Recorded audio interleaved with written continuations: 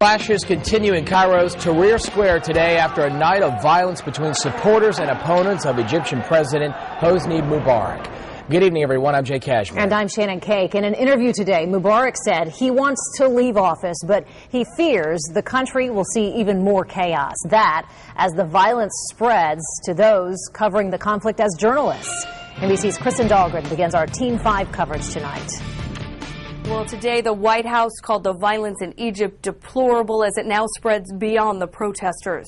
As Cairo descended further into chaos, some journalists covering the conflict found the violence touching them.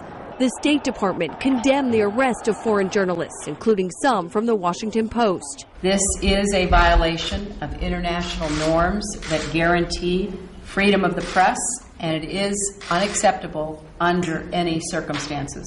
Al Arabiya says its journalists were hospitalized after being targeted. They were beaten severely. One of them really almost lost his life. While Mary Thornberry, a 76-year-old retired American nurse living in Cairo, is now trapped in her apartment.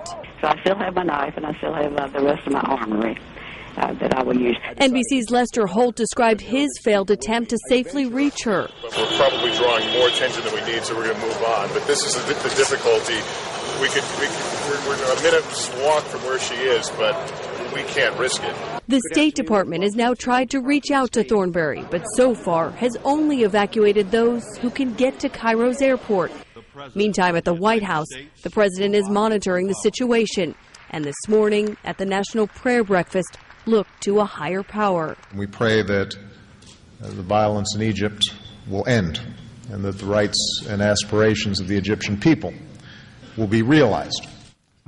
Now, the State Department expects those clashes to get even more violent on Friday. So far, they've evacuated about 2,000 Americans from Cairo, but as of now, have no more flights scheduled. In Washington, Kristen Dahlgren, WPTV News Channel 5.